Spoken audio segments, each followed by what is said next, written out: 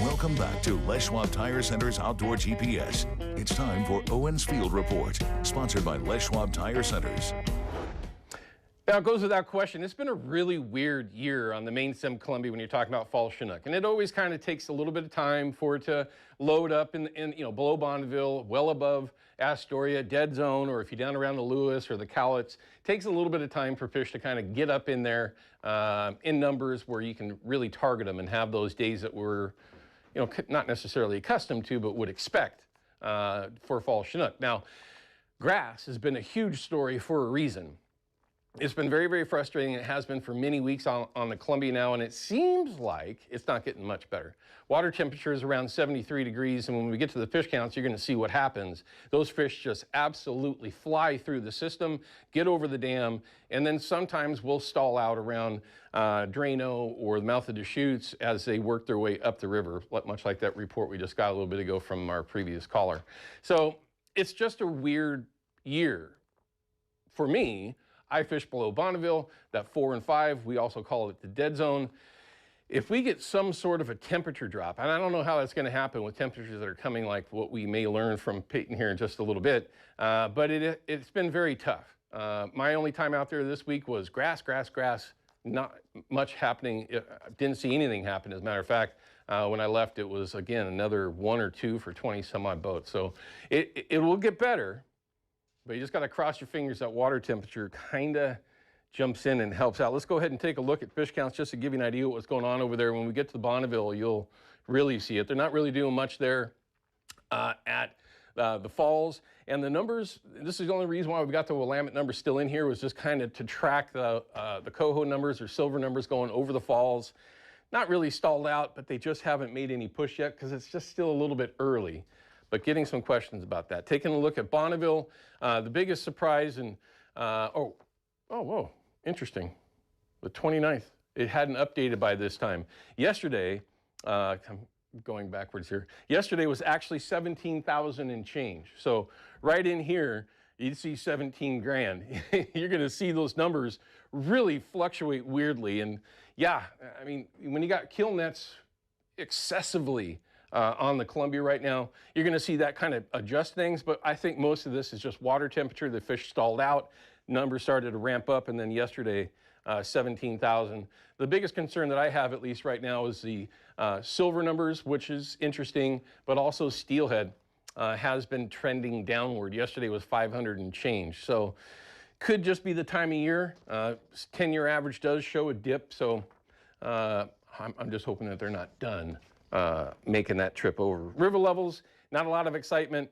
It's all about the tides. Willamette, yeah, we're only keeping those in there for that fishery that does sometimes kick off when you're going to be heading up above it. But if you take a look at the Columbia, the tides were definitely changing a little bit this week. You're going to get some troughs down there where this past week they were vertical, straight up and down on the Columbia at Vancouver. And then, of course, Bonneville, they've just been kind of playing with that water level because, of course, they're generating as much electricity as they possibly can.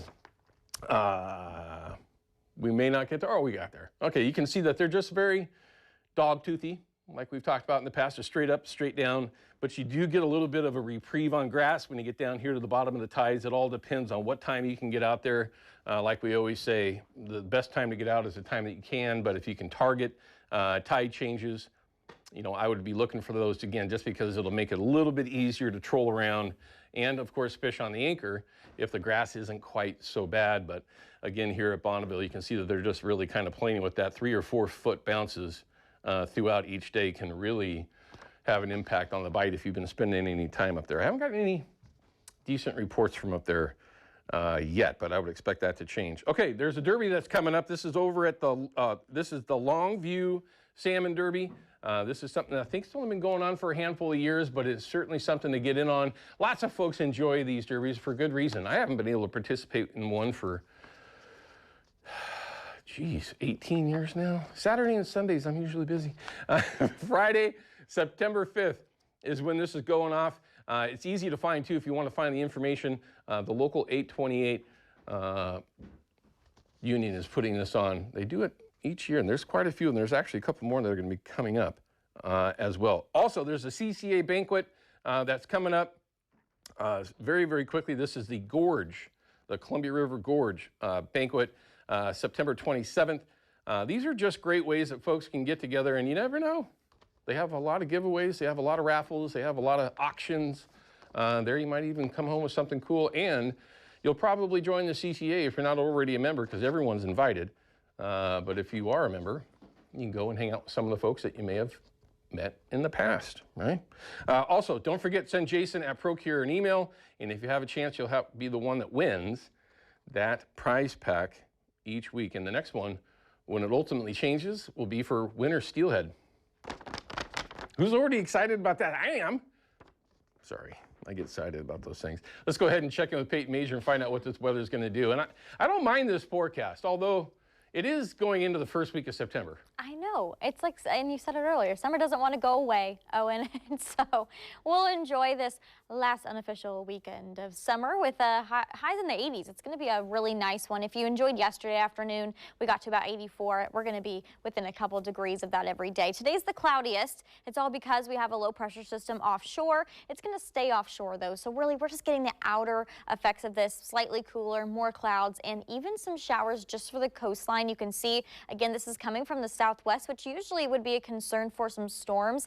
I've only seen a couple strikes, and many of them have been off in the sea. So yes, you are seeing some pockets of heavier rain, but not a lot of showers making it into the valley. Can't rule out a little drizzle, but for the most part, we're not going to see that impact inland locations. So that low is going to retreat, and we are going to stay on the cooler side. We got lots of clouds kind of floating through as we go through the weekend, but again, more upper level clouds and lots of blue skies as we head into Sunday and Monday. All right, here's the elephant in the room though. 91 by Tuesday. We have two new first alert weather days, Wednesday, Thursday, getting back up into the mid 90s, very hot afternoons and warm nights as well. Hopefully, I say this with like a winky face emoji, we get slightly cooler beyond that, Owen, but right now, I mean, will summer ever end? I think that's the million-dollar question.